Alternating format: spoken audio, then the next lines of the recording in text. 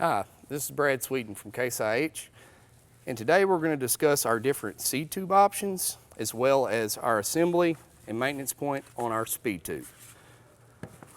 So first, I want to talk about our standard seed tube.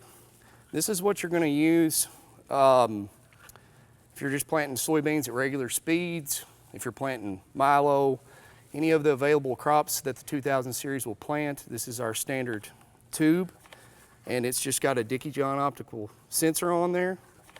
Maintenance is pretty simple. You just want to make sure you keep that clean.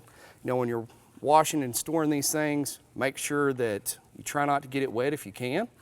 And this is our peanut tube, or edible bean tube, if you will. And it kind of, what it does is it sits down where the sides, you can see it on the shoe, as opposed to the narrower standard tube. Works really, really well. It's a really good option. And your maintenance on that's going to be virtually the same as this. Try not to get it wet. Make sure you keep the sensor clean and dry. And then lastly, and what we're all here to talk about really, is our speed tube, speed belt, advanced seed delivery, whichever you want to call it. And I guess the first thing to talk about are the parameters of it. Firstly, we're certified we can plant with the 2000 series soybeans, high speed, corn, or cotton. And all those, the speed limit are 10 miles per hour, or up to 10 miles per hour. One thing to keep in mind, guys, you can go 10 miles an hour in optimal conditions, and I've run into this quite a few times. We'll get in some conditions, some soil types, you know, tough, be it gumbo, really cloddy. And sometimes, I mean, even though we've paid the money and, you know, we've got this wonderful tool that's here, we have to slow down. So just keep in mind that your speed is always set by your seed bed, okay? So getting straight into kind of the nuts and bolts of this thing, I guess we'll start here at the top. If you look here, these are your feeder wheels, and these are the corn soybean feeder wheels. Now, if you go to plant high-speed cotton, we have a different feeder wheel. You're going to swap that out. I don't have one here, but it is in parts and you can find it. Now, basically what I've shown here, I've got a very well used feeder wheel. And most of the time what you'll see is the wear will be on the smaller one, not so much as the bigger one. And guys will ask, well, hey, when is this thing wore out? When should I look at replacing this? And honestly, if you start having feedback issues in the cab, you're starting to see you're having problems, good idea to check it. But you know, after every crop, or say if you're a big grower and you're planting a lot of corn, high speed, I'd say every 1,500 acres, something like that, be a good idea to just stop and take a look at that, at your feeder wheel, because you may need to replace it. Moving on here, I'm going to show you how to take this thing apart. I have seen this, some guys not quite know exactly how this thing comes apart, and they're like, oh, I'm going to break the plastic. So you take off the little rubber boot that is there. You see here I unscrewed the outside covering of the optical sensor that's there. That's one side to it. There is a little button that is down here that you need to depress. And once you depress it, it'll come straight apart. Getting in here, you can see there's kind of some green stuff that's on here. That would be seed treatment. And one of the things you really need to watch for if you're having problems with feedback in the cab, there's two sides to this optical sensor.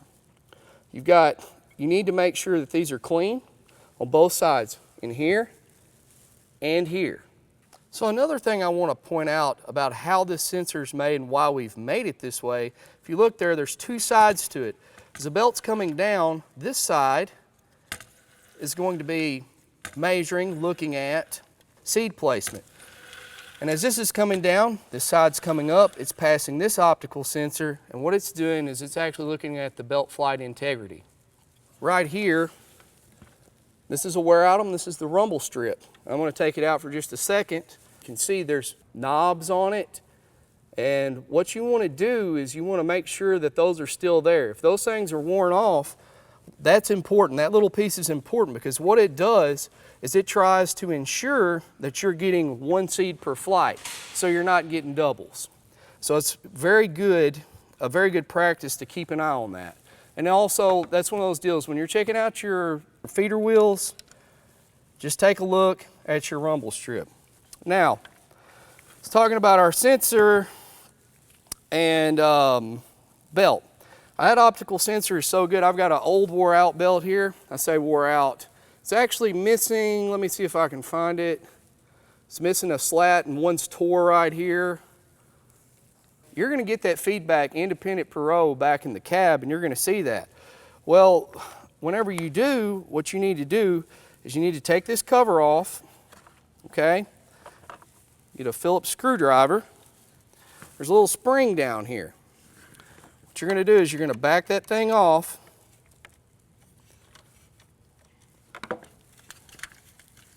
Slide the tube forward.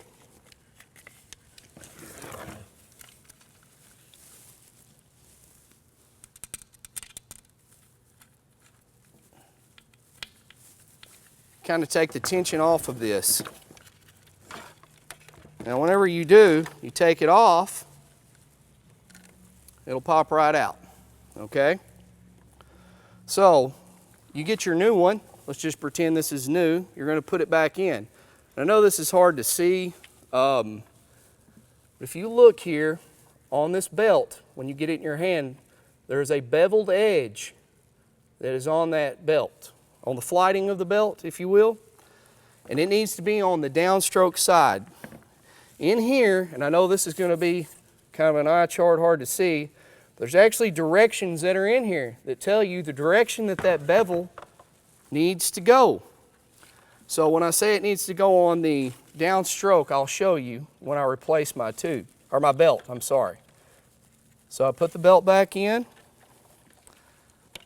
I'm going to kind of worm it back around here. Now I'm going to take my Phillips screwdriver.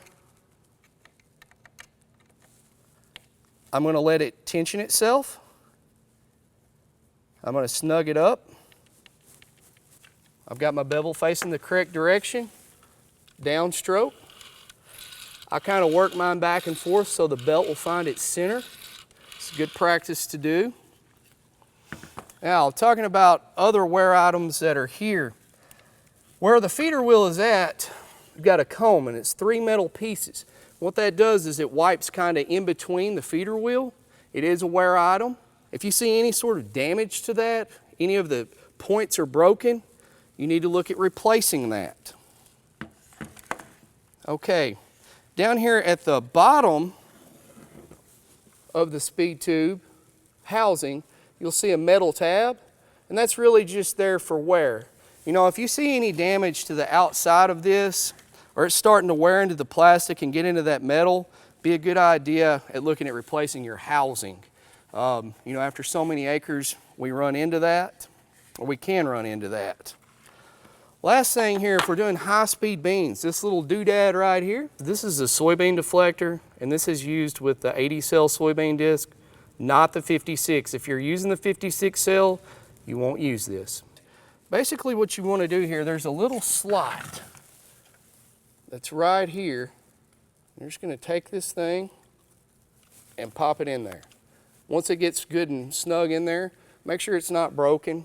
Make sure that it all looks legit, and you're good to go.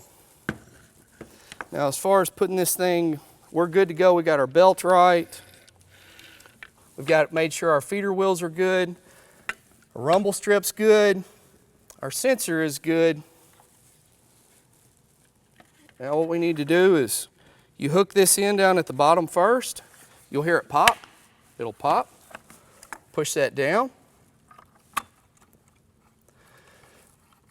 Hand tighten, don't over tighten, just get it snug on the outside of the sensor. Your speed tube's ready to go. Guys, that's about it.